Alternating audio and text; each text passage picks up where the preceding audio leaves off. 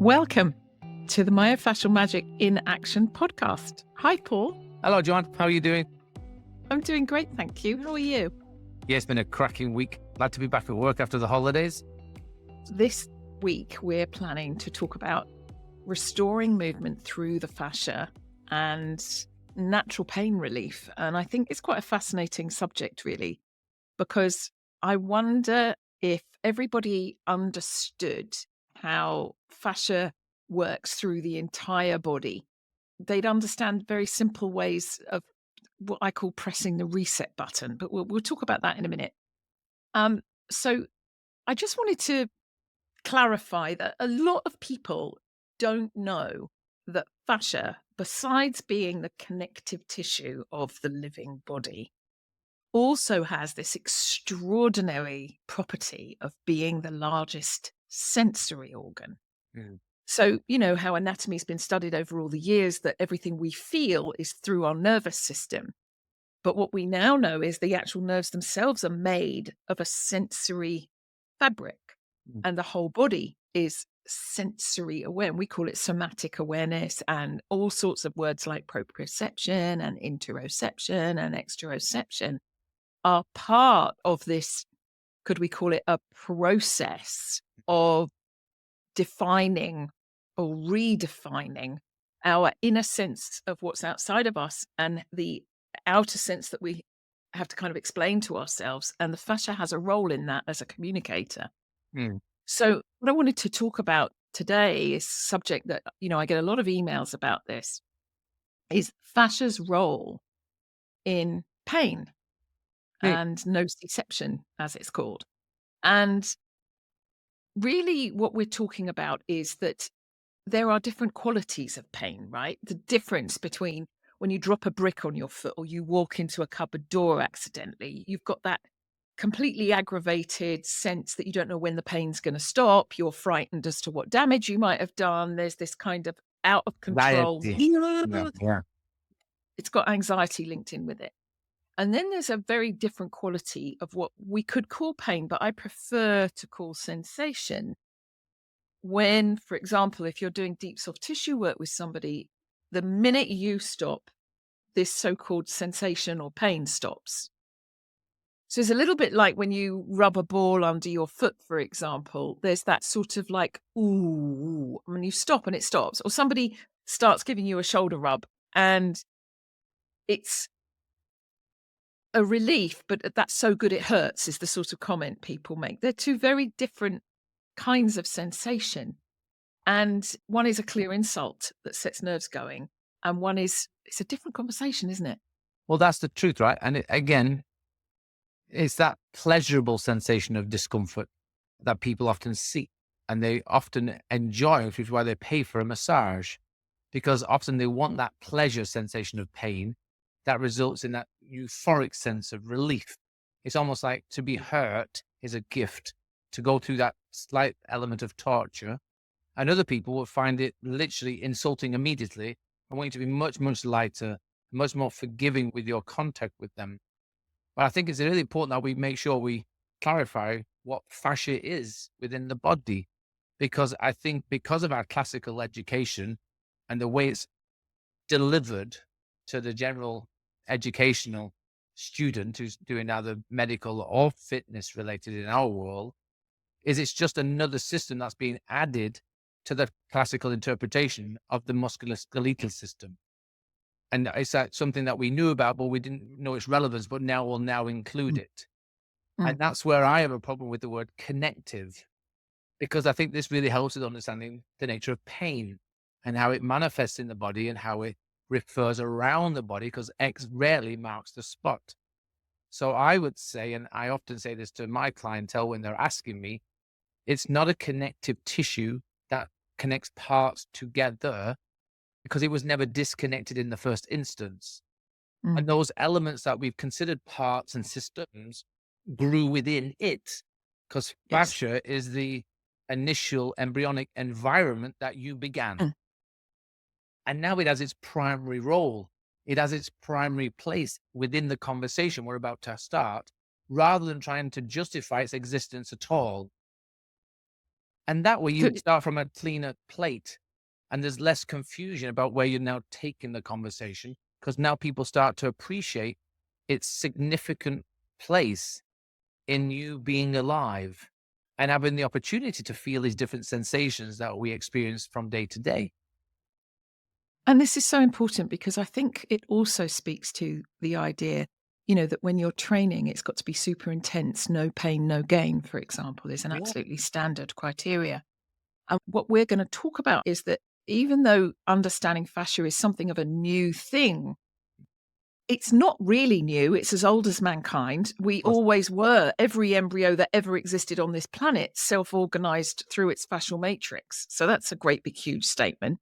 But what wasn't known until recently was A, its Yep. significance, B, its ubiquity, meaning its everywhereness, like Yeah. on every scale from the micro to the macro, Mhm. and C, that it's a communicative sensory tissue.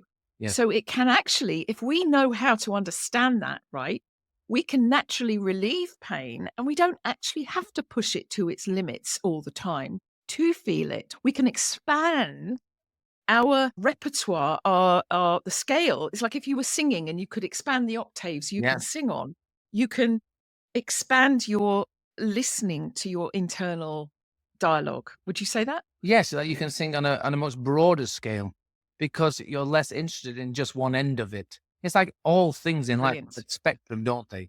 They all do. There's Yeah, always the yeah. lowest to the highest, the softest to the hardest, in every variation possible. But yet we've never attributed that to the living tissue. It's always been a muscle and a bone, and muscles move bones. And Yeah. then nerves tell you if you've done it wrong. Well, yeah. That's the maths we've had. Correct. Yeah. So again, so they've tried to simplify the complexity of the human body, but in their simplification of it, they've missed out the magic of what we really are. And fascia is your form. If nothing else, it is your shape. And if you Yeah. remove all of the muscles that exist within the body, all the muscular proteins that they are in living form, and you took them out, you would still be left with the framework of you, your shape that you created. Whereas surgeons used to cut out your form and disregard it and then just stitch you back together again because they didn't realize the significance of this tissue and how it reflected how you moved over your life. And they didn't realize the consequences of destroying the form to get to a thing to have a good influence on a particular part of your body. But within that nature of getting there and taking scalpel to skin and then going through the different compartments of tissue that are beneath the skin to get to an area that's dysfunctional for whatever reason, they have to destroy the very architecture that it is and then try to restore some nature of the architecture so that you can get off the table and go on about your life. And we'll talk about that another time because there's so much to learn about scar tissue when you Why, realize of the tissue course. is sensory.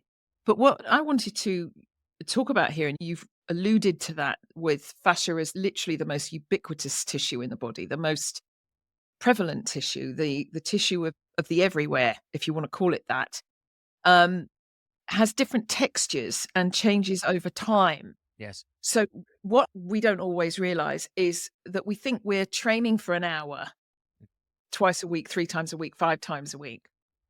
And the rest of the time we can ignore it. Whereas I think if we shift that, Hmm.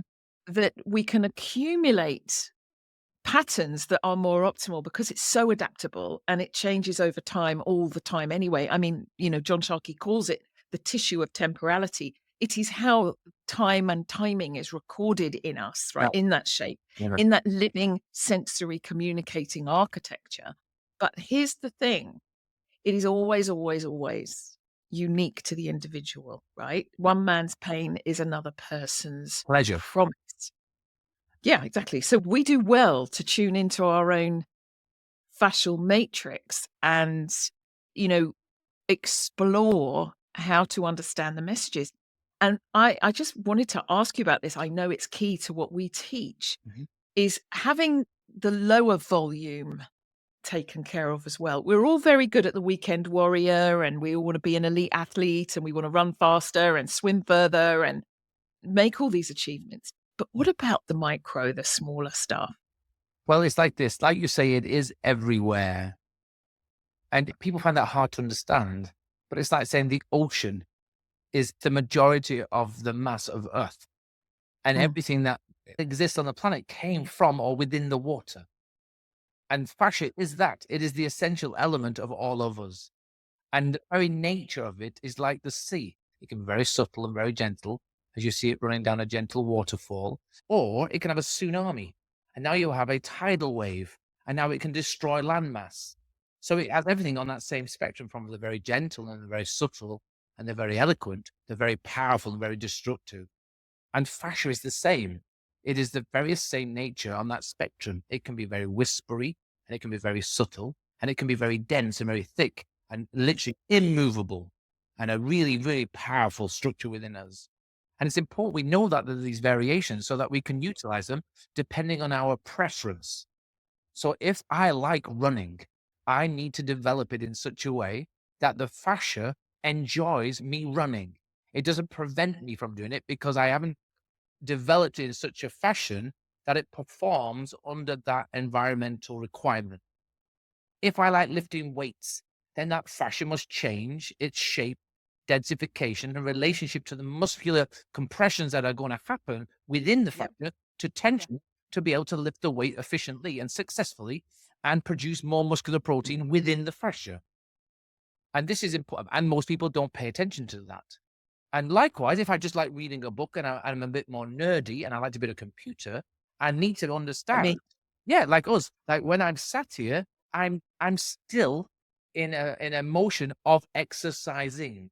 I'm still moving wherever that Yeah, I'm breathing. absolutely. And if Yeah. I'm here, this fascia, my fascia now, has to adapt to this primary location where I sit, work, and exist. Like we have our people who work in offices. And right now, within 20 minutes of being in our shape, your body assumes you're going to be there forever. So, of course, it must conform to that demand and change at a cellular level and through that extracellular matrix, hardwire your fascia to facilitate you being here so that you can perform in this seated environment. Mm.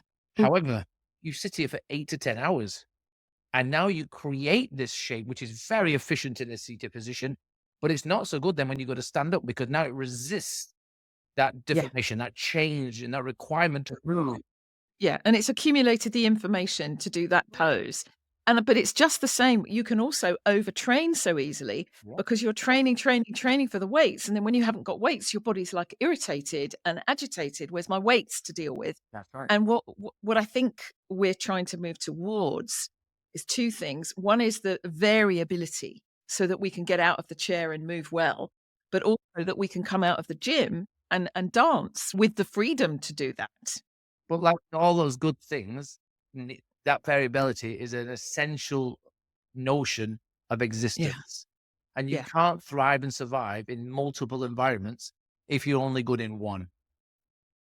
And that one can't always be the gym or just in the office or just on your bike because you don't live in those environments. You're there for a very short period of time. But then that's why people get injured and then they experience these painful scenarios because you've training yourself to only function under any exertion in one place for one very short period of time to create an aesthetic shape, to create a form that suits Mm. your desire.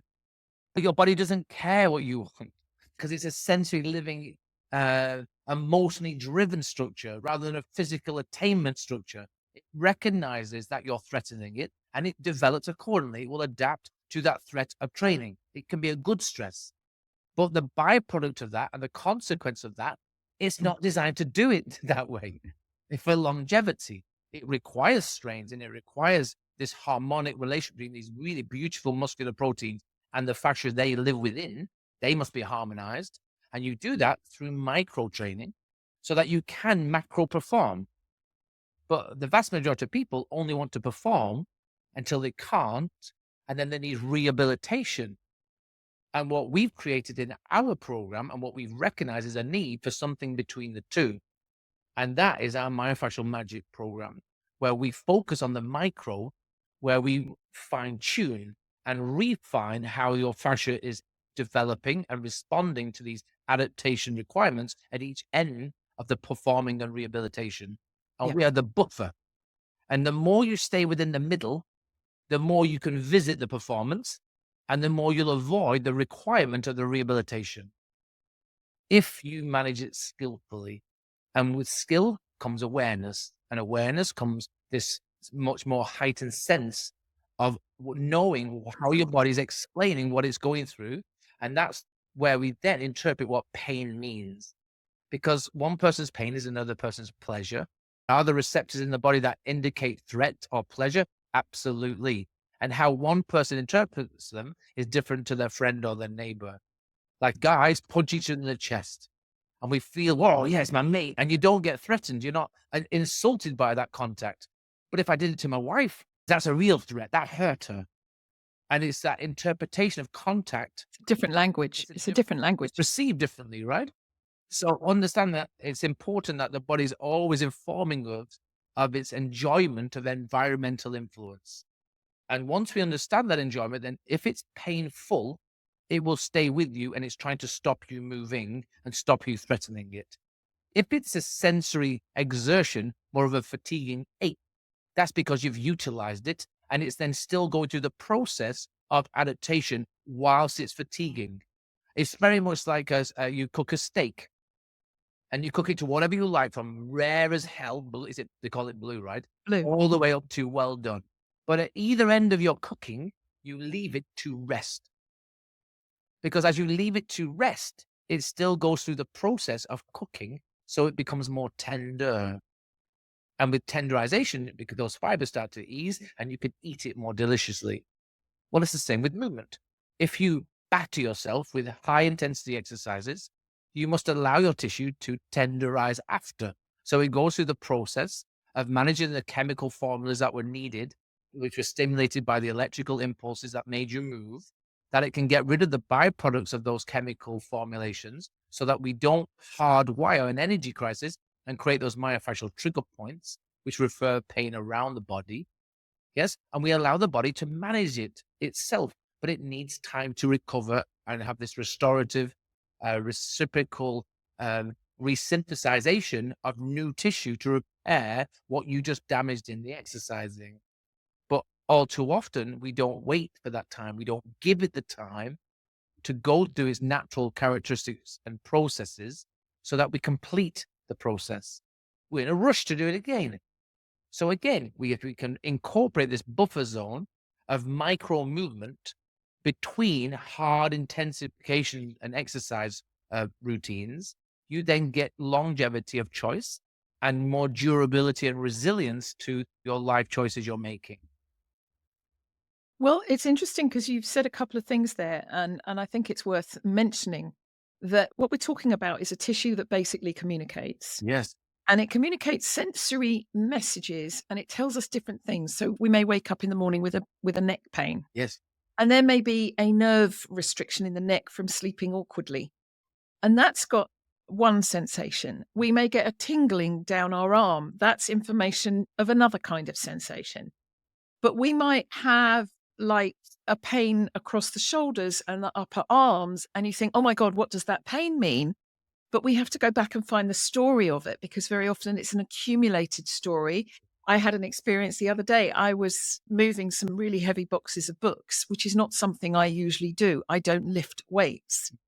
And I went to lift this heavy box of books and then I had to get another one. And there were 8 or 9 of them and they all had to be lifted, carried through the house, up the steps, down the street, and then quite awkwardly into my friend's car to be taken to a charity shop. And what I noticed the next morning was that right across my shoulders and upper arms, there was this pain and discomfort and this low-level kind of grumbling. Mm-hmm. And I was thinking, oh my God, what's the matter with me? This is my left upper arm, but it's also my right upper arm. So that's not hot. So what's going on? And I was doing all this conversation and I just thought, hang on a minute. If you were coming to see you as a practitioner, what would you ask? What's the story behind the conversation your body's having with you? Mm. And I just sat back and closed my eyes for a moment and I saw myself lifting these books and I thought, oh, of course, it's so obvious when you get it. I put this massive short-term high-level strain through my tissue, which can be, as you said, stress can be powerful. Mm. But when it reaches the point of strain, Mm. and it's not necessarily useful for long-term purposes, And I think this is why so many of our elite athletes are kind of done in their mid 30s because they've done such high intensity focus on one movement pattern. Don't you think that this can really threaten, as you've said, our longevity, but also our day to day enjoyment? Well, we've said this many times, and that's why we repeat it quite often. An exercise of that repetitive nature is not what our human bodies are designed to do, because they're just not able to manage these repetitive strains that they accumulate and have to tolerate until they reach a threshold. There isn't that space, there isn't that time frame. So our bodies are designed on average now, because we have got great medicine, but to live about 100 years, give or take a decade. And we should have managed our lifestyle through that whole century. But what Mm. we find our sporting athletes want to do and what they want to achieve is the most remarkable things with the body while they're young and youthful and vibrant, and they get to these elite statuses. But they do it in a very short time frame, often within the first 3 decades. And they take their body to the limit, and they get it to do the most remarkable things, and they will ignore pain, or they'll use the rehabilitative services of these geniuses that have created these processes and strategies Mm, to mm. manage the limitation that pain inflicts upon them, and then navigate around it so they can continue the training, so that they maintain their elite status for as long as they possibly can. And this will include a lot of pharmaceutical issues and different physical and psychological processes. However, with all the best will in the world and the unlimited resources and money, they all retire in their mid 30s. Because regardless of how much we invest in rehabilitation, both emotional, psychological, and environmental, the body cannot do it at that. Not over time. Yeah. Yeah. So then they become a coach, or they become an observer, or they're an advisor, and then they have a different role to share their experience to the next people that want to emulate them. However, the general public base our long-term health and lifestyle attributes based off their elite short-term successes, because we're not elite athletes. We're normal people going about our everyday, and we're watching these people. We're admiring, like we just watched the Olympics, and they do the most remarkable things. But they're amazing. Yeah, and we admire them, but notice there's only 2 people generally, or 10 if it's on the athletics, on the field, and there's 30 to 50,000 people watching saying, "I could have done better." We couldn't. It's taken these people a dedicated life to achieve that, and we admire them for it. So we have to be realistic and understand that this tissue called fascia, because it explains our potential. It's what gives you the opportunity to reach your potential or manage the way you go about using it. And it informs us not only as our structural bias and our structural limitations, but through its communication. And we communicate by feeling. And that's why pain must be interpreted in a particular way. Because, like we Yeah. said, pain is not always something to stop you, but it is something to make you aware of that you're doing something, you're moving in a particular way that your body recognizes is threatening or challenging and requires a different approach. So that you maintain efficiency and you have the capacity to finish the task at hand. Yours was lifting boxes. That was your Olympic event for that week. Yes. And Yeah. the price of it, Sort because of. you don't do it every day, it's not a normal activity for you to do. And your body had to go through that tenderization process, which happens after. And Yes. in the world of medicine, they call it, don't they, the delayed onset of muscular soreness. And we're really Which it's aware not really. that there's very little sensory system within muscular proteins. There are Yeah. different sensors in there, but there is very few that are related to sensation. They're contractile signals. Whereas in fascia, there's up to 10 times more sensory systems within them. And we know that because we have the technology now to go and investigate and record it and have Mm. really good data about how this tissue emits this signal, that it's the very communicative tissue that informs of us of how we live and exist and how we thrive and survive every day. And the more we respect it and the more we learn to understand it and interpret these signals, the better we can utilize it. Well, I want to talk about something that really serves all of us every day now. And I love this everydayness because what we're really talking about here is the ordinary everyday life of, let's say, a mother that's got to lift a child in and out. She might have 2 or 3 kids that she's managing, one on the hip and one on the hand, and the other one fretting about, don't run ahead, don't run ahead. 3 kids under 5 is not that unusual. No. It's people that sit all day long without even realizing they've been lying down in bed. They get up and sit on the transport to get them to work. They sit at work and sit at the desk. I know some people have standing desks, but that's not the common thing. And we sit in transport, and the chairs are the worst design. Anyway, we won't go down that route. Yeah. But given that absolutely all of us have this process of, without even realizing, training our fascial matrix into a favored shape without knowing how to manage and modify that so that we're training rather than straining, even sitting. Yes. That's another conversation.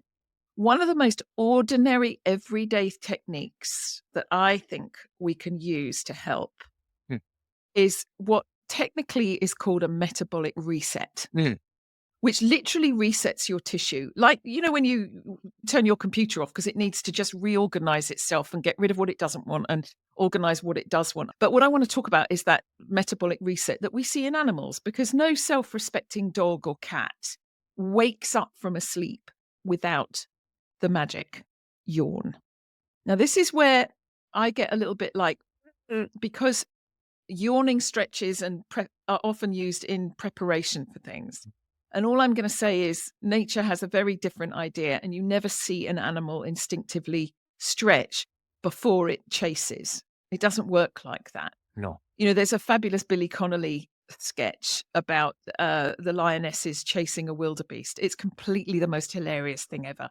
But you never see a Serengeti cat turn to another Serengeti cat and say, just, watch that breakfast over there for me for a minute while I have a quick stretch before I run. I mean, give me a break.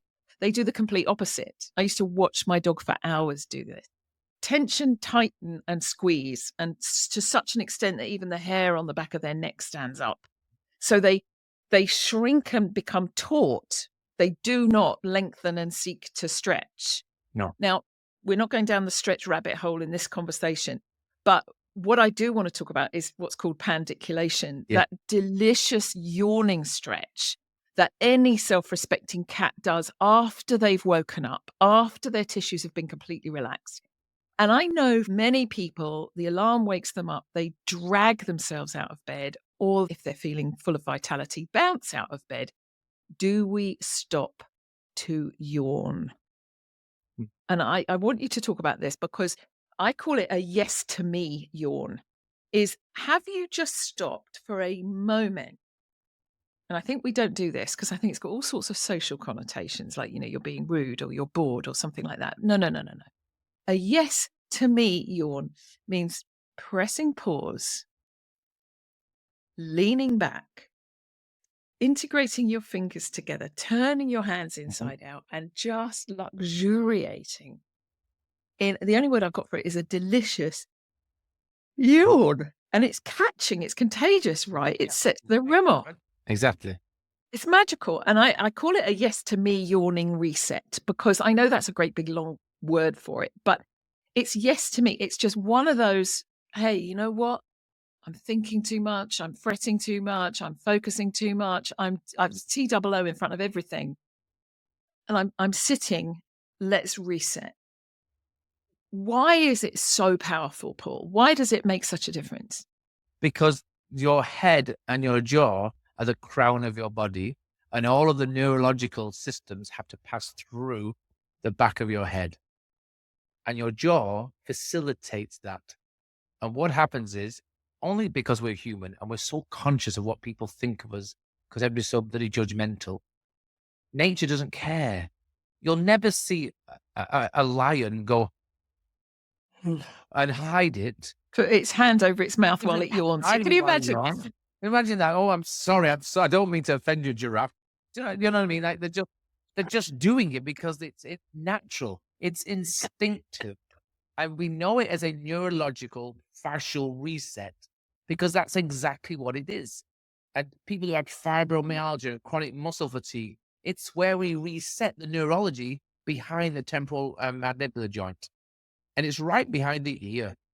And if you can move your mouth and your jaw and expand it and let it go in any direction it wishes, your body will follow it. and it will start to follow and find areas of restriction that require unbounding. So instead of, I know we have this word, this very common word called release, but we're not releasing Not go. release. Yeah, we're No. not letting go. We're reorganizing and allowing the body to reorganize itself. So let's remember Andre Piat's approach and the word and explanation of what we're doing. Instead of releasing, we are offering a myofascial induction, an introduction, introducing an opportunity for your body to reset itself by Yeah. itself Yeah. and not being conscious of everybody's opinion about how you're doing it. So if you Ugh. like to do this and you like to reach out and you want to offer your arms in different directions, that's okay because you're resetting you. And that's what your tissue, your living tissue requires in that moment. But we're also conscious of what people think and how they see us react and how we perform and how we animate our emotions. We have to often over contain them for the pleasure of other people. So we don't inconvenience them by having to look at inside my mouth and, well, they shouldn't be looking. They should be joining in, which is why it's so nice that it's so addictive and it's so contagious within a room, because once one of you starts, you all join in. And then you lose that inhibition, you lose that concern of people's opinions about what you're doing. But it's not common in the workplace or in homes, and we have to get told, cover your mouth, don't we? We cover What are you our mouth. doing? Am I boring you? I know it's Yeah, a whole thing. exactly. And the truth is that when we're actually doing this, we call it a yawning stretch, but it's very different from stretching, which was another conversation, as I've said. But the point is the accelerating tissue is also being decelerated. So the body's actually almost rinsing out the tissue, wringing out the tissue to reset the fluid flows and reset the myofascial integration. And it's just absolutely delicious. And I like calling it a yes to me yawn because I couldn't get myself to do it. I mean, I'm a yoga teacher, for God's sake, and I'll do my yoga.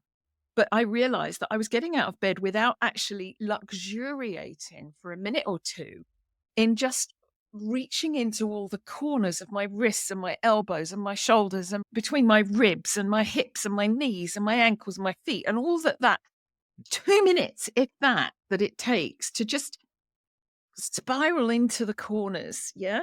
And I realize that during the day when I'm doing that, I'm saying yes to me. I don't care about what anybody else thinks. I don't care what anybody else is doing. I just get up from my desk and I stand there on the floor and I reach into the corners and literally tension compress the whole body in this yes to me yawn.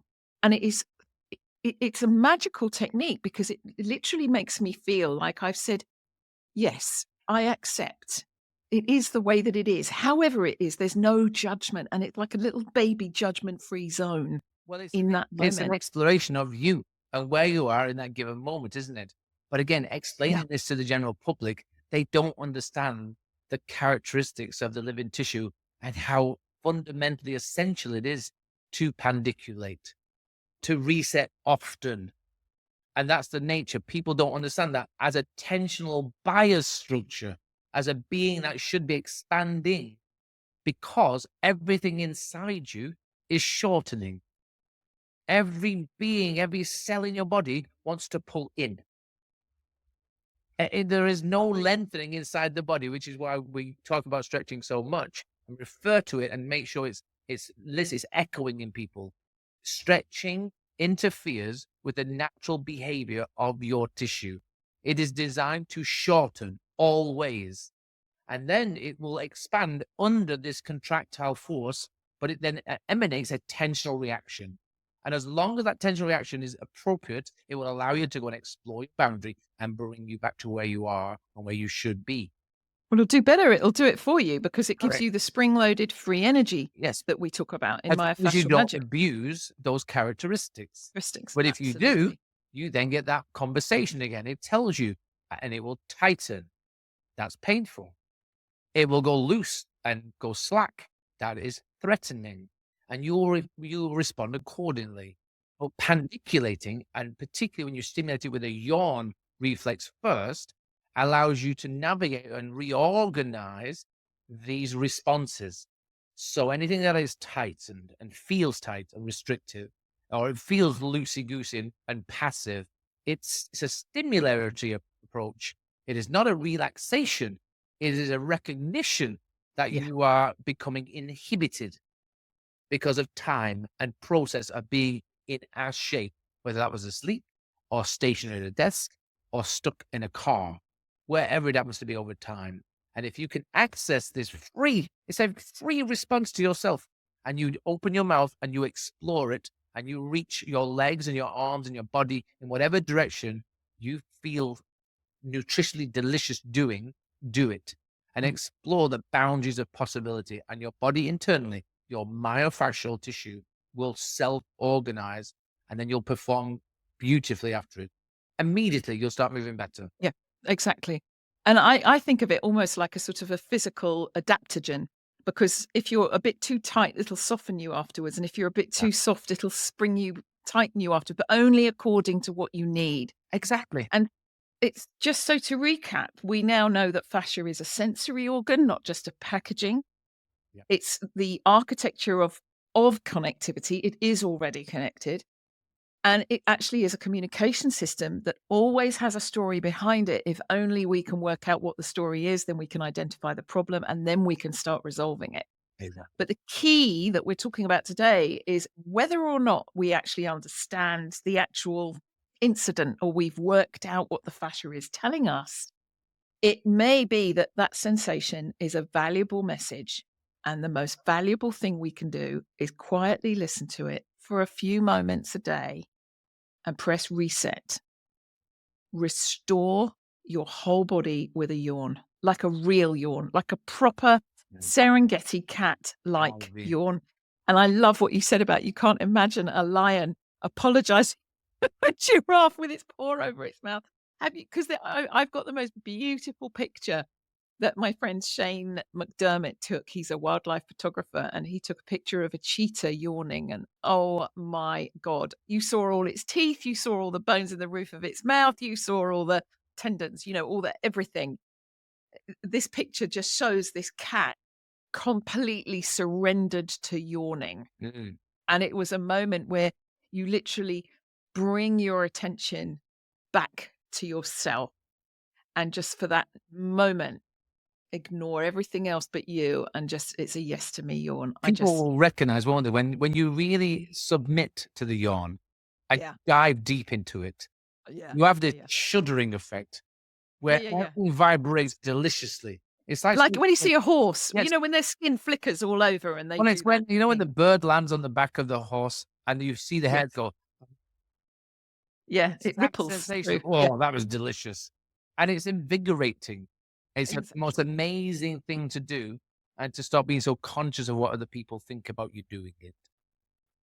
Love it. So everybody, thank you for listening as always. Don't forget to hit the subscribe button for more fascinating information about fascia and lots of techniques to help you dance with yours. Trust me, we've all got loads of it. It's what we're made of. And please bring the yes to me yawn into your life and let us know. We love your comments. We always respond. Let us know how you get on trying it out. The benefits are just amazing. Just don't forget to tell us about them. Take care. Have a great, magical day. Thanks, Again, Paul. bye bye. Bye bye, Joe.